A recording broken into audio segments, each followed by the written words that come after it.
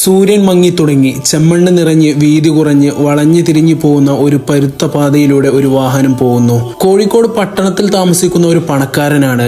തിരക്കുകളിൽ നിന്നും ശബ്ദകോലാഹലങ്ങളിൽ നിന്നും വിട്ടുനിന്ന് കുറച്ചു ദിവസം മനഃശാന്തിയോടെ ഒരു ഗ്രാമത്തിൽ ജീവിക്കുക എന്നതാണ് ഉദ്ദേശം. കൈതയും തെങ്ങും തളർത്തു വളർന്ന മേടുകൾ, വയലിന്റെ നടുവിൽ അവിടെവിടെയായി ഏണും കോണും ഒക്കാത്ത പൊറ്റകൾ, ഇടിഞ്ഞു തകർന്ന ആൽത്തറകൾ, പാതിയും തൂർന്നുപോയ അമ്പലക്കുളങ്ങൾ, കാവുകൾ, പച്ചപ്പുൽ മൈതാനങ്ങൾ, പച്ചക്കറി തോപ്പുകൾ, അങ്ങനെ പല പല കാഴ്ചകളും പിന്നിട്ടുകൊണ്ട് ആ കാർ ഇരുവഞ്ഞിപ്പുഴയും ചെറുപുഴയും ചേർന്നു വരുന്ന മുക്കം കടവിനടുത്ത് വന്നു നിന്നു. മധ്യവയസ്കനായ ഒരു ഗ്രാമീണൻ വന്നുകൊണ്ട് സാധനങ്ങളെല്ലാം ചുമന്ന് വീടിനകത്ത് വെച്ചു. ഒടുക്കം പട്ടണക്കാരനായ രവീന്ദ്രനോട് പോകാനുള്ള അനുമതിയും തേടി. രവീന്ദ്രനെ ആ ചെറ്റക്കുടിൽ നന്നായി പിടിച്ചു. നിറയെ പ്ലാവും വാഴയുമുണ്ട്. മുമ്പിൽ കണ്ണെത്താ ദൂരത്തോളം വയലുകൾ, വടക്കുവശത്ത് വലിയ കുന്നുകൾ, ഒരു ഭാഗത്തുകൂടി പുഴ വളഞ്ഞൊഴുകുന്നു. മീനമാസക്കാലമാണ്. വെയിൽ മങ്ങിത്തുടങ്ങി. പുഴവക്കിലെ കുളിപ്പുരയിലേക്ക് ഒരു കൊച്ചു സുന്ദരി സാവധാനം നീങ്ങി വന്നു. തന്റെ കയ്യിലുണ്ടായിരുന്ന ഭാണ്ഡം അവൾ നിലത്ത് വെച്ചു. ആ സമയം ഒരു ഗ്രാമീണൻ കൂക്കി വിളിക്കുന്നു. അവൾ പുഴയുടെ മേൽപോട്ടേക്ക് നോക്കി. വെള്ളമില്ലാതെ തങ്ങി നിൽക്കുന്ന തോണി മുമ്പോട്ടേക്കെടുക്കാൻ സഹായം ചോദിക്കുകയാണ് അദ്ദേഹം. കൂക്കുവിളി കേട്ട് അർദ്ധനഗ്നരായ 5-6 ഗ്രാമീണർ അവിടെ വന്നു ചേർന്നു. അവർ വെള്ളത്തിലിറങ്ങി തോണി ശക്തിയായി തള്ളി നോക്കി. നീങ്ങുന്നില്ല. തോണി മണലിൽ പൂഴ്ന്നു പോകുമെന്നായി. ഇക്കോരൻ എത്തിപ്പോയി. എല്ലാവരും ആർത്ത് വിളിച്ചു. തടിച്ച് ചെറിയൊരു തോർത്തുമുണ്ട് മാത്രം ഉടുത്ത അയാൾ സർവ്വശക്തിയും എടുത്ത് തോണി മുമ്പോട്ട് തള്ളി. എല്ലാവരും സന്തോഷത്തോടെ ആർത്ത് വിളിച്ചു.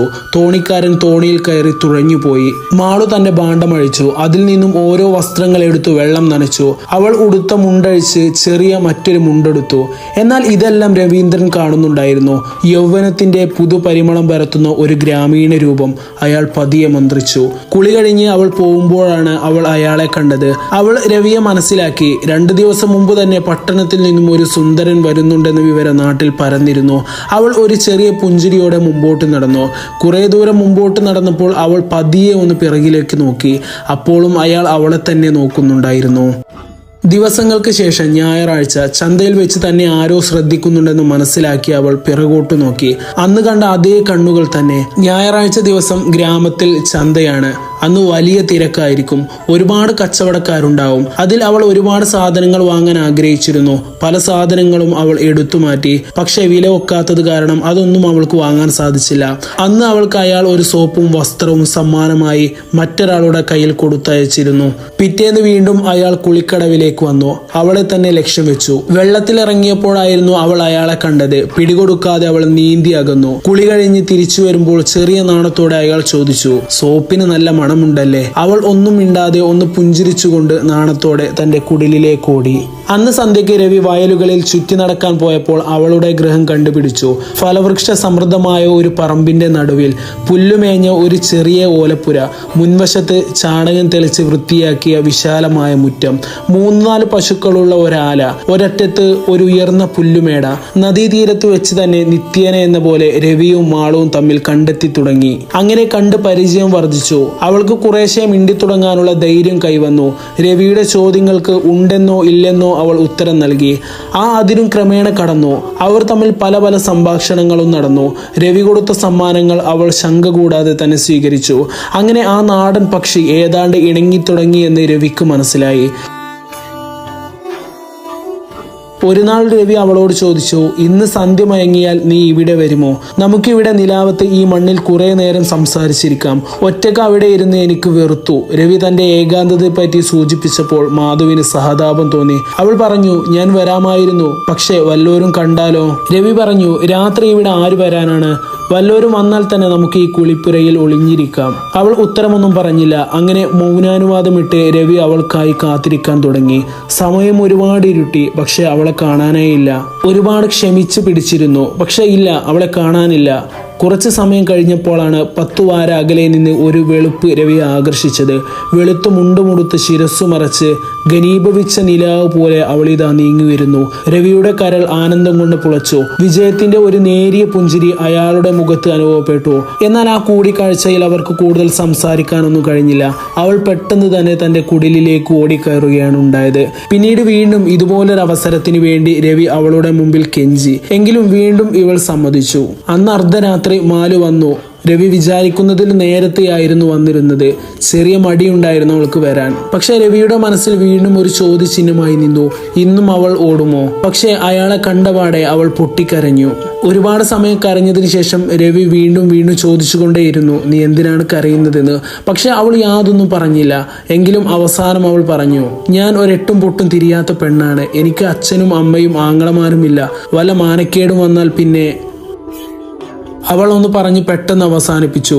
രവി അവളെ ഗാഢമായി മാറോട് അണച്ചു പിടിച്ചു. മാലു, നിനക്കെന്നെ വിശ്വാസമില്ലേ? നിനക്ക് ഞാൻ എന്തെങ്കിലും മാനക്കേട് വരുത്തുമെന്ന് നിനക്ക് തോന്നുന്നുണ്ടോ? അങ്ങനെയാണോ നീ എന്നെ മനസ്സിലാക്കി?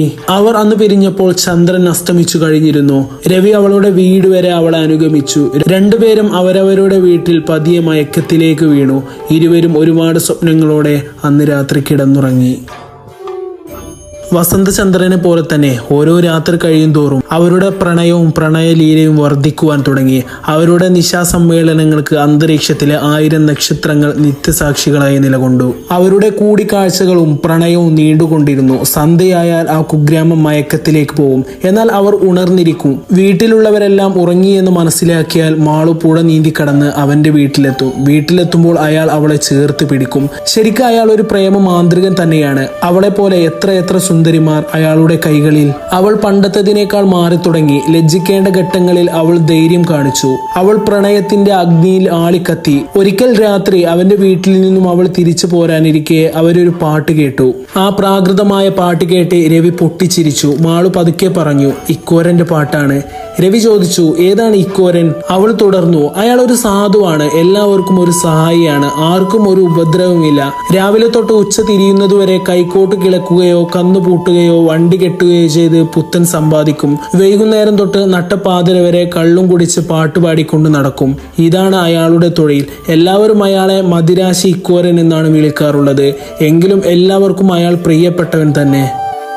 പഞ്ചമി ചന്ദ്രൻ പിന്നെയും 2 പ്രാവശ്യം മുക്കമ്പുഴയിൽ പ്രതിഫലിച്ചു. രവി തന്റെ അജ്ഞാതവാസം കഴിഞ്ഞ് പട്ടണത്തിലേക്ക് തിരിക്കുവാനുള്ള പുറപ്പാടായി. അന്ന് രാത്രി മാളു അവിടെ ചെന്നപ്പോൾ സാധനങ്ങളെല്ലാം ഒരുക്കി വെച്ചത് കണ്ട് അവൾ അത്ഭുതത്തോട് ചോദിച്ചു, ഇതിന്റെയൊക്കെ അർത്ഥം എന്താണ്? രവിയുടെ ഉത്തരം ഗൗരവസ്വരം കലർന്നതായിരുന്നു. മാലു, എനിക്ക് അടിയന്തരമായി നഗരത്തിലേക്ക് പോവേണ്ടിയിരിക്കുന്നു. ഒരു ഇടിമിന്നൽ അവളുടെ കരളിന്റെ നടുവിലൂടെ പുളഞ്ഞുപോയി. അവളുടെ കണ്ണുകൾ ഇരുൾ ഒട്ടിപ്പിടിച്ചു.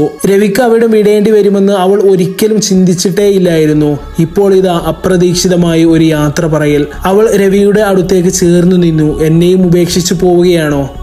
മാലു, നിവൃത്തിയില്ല. പക്ഷെ ഞാൻ നിന്നെ ഒരിക്കലും മറക്കില്ല. നീയും എന്നെ മറക്കില്ലെന്ന് ഞാൻ വിശ്വസിക്കുന്നു.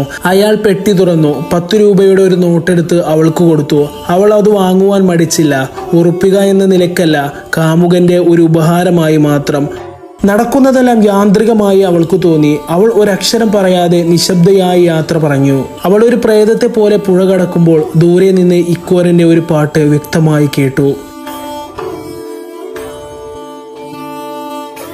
മാളു ദിവസങ്ങൾ എണ്ണി കഴിച്ചുകൂട്ടി. പഞ്ചമി ചന്ദ്രൻ വളർന്ന് പൗർണമി ചന്ദ്രനായി. പിന്നെ ക്രമേണ ചുരുങ്ങി ഇരുട്ടു വർദ്ധിക്കുന്തോറും അവളുടെ അന്തരംഗത്തിലും അന്ധകാരം കൂടി തുടങ്ങി. രവി പോയിട്ട് തികച്ചും 1 മാസമായി. പഞ്ചമി ചന്ദ്രനും അന്തിനക്ഷത്രവും ആ കുന്നിന് മുകളിൽ ഒരു ചോദ്യചിഹ്നം പോലെ വിളങ്ങി നിന്നു. രവിയെ പറ്റി യാതൊരു വർത്തമാനവും മാളുവിന് ലഭിച്ചില്ല. പൊടുന്നനെ ഭയാനകരമായ ഒരു പരമാർത്ഥം അവളെ ജീവനോടെ വേവിച്ചു. മാതാവാകാനുള്ള ചില ലക്ഷണങ്ങൾ.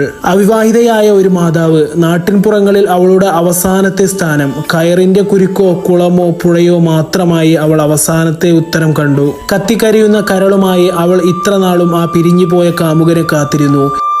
ഇരുവഴിഞ്ഞു പുഴ ഇരുകരയും കവിഞ്ഞൊഴുകി. ചെറുപുഴ ഒരു ശക്തവാഹിനിയായി. കര ഇടിഞ്ഞു വീഴുന്ന ശബ്ദം ദൂരെ കേൾക്കാമായിരുന്നു. ഇരുകരയിലും തഴച്ചു നിന്നിരുന്ന മുളങ്കൂട്ടവും പന, തേക്ക്, കമ്മട്ടി മുതലായ മരങ്ങളും ആ ചുവന്ന ജലപാതയിലേക്ക് മനോഹരമായ ഒരു മരതകവേലി നിർമ്മിച്ചു. അന്നത്തെ രാത്രി അവൾക്കൊരു കാളരാത്രിയായിരുന്നു. ചിന്തകളുടെ ചിതാഗ്നിയിൽ അവൾ വെന്തുരുകി. ഇല്ല, ഞാനിനി ജീവിച്ചിട്ട് യാതൊരു പ്രയോജനവുമില്ല. എനിക്ക് ഗർഭം 5 മാസം തികഞ്ഞു. ഇനി ഒളിച്ചു വെക്കാൻ കഴിയില്ല. ഇക്കാര്യമെങ്ങാൻ അമ്മാവൻ അറിഞ്ഞാൽ, അല്ല നാട്ടുകാർ തന്നെ അറിഞ്ഞാൽ. അവൾക്ക് അതിനെപ്പറ്റി ചിന്തിക്കാനേ കഴിഞ്ഞില്ല. അവൾ ആ കീറപ്പായയിലെ വിരിപ്പിൽ ഒന്ന് തിരിഞ്ഞു കിടന്നു. അടച്ചിട്ട കിളിവാതിലിന്റെ വിള്ളലിലൂടെ ഒരു ഇടിവാളിന്റെ പ്രകാശം അവളുടെ കണ്ണുകളെ മഞ്ഞളിപ്പിച്ചു. തുടർന്ന് ഭൂമി പോലും പിളർക്കുന്ന ഒരു ശക്തിയോടെ ഒരു ഇടിവെട്ടൽ.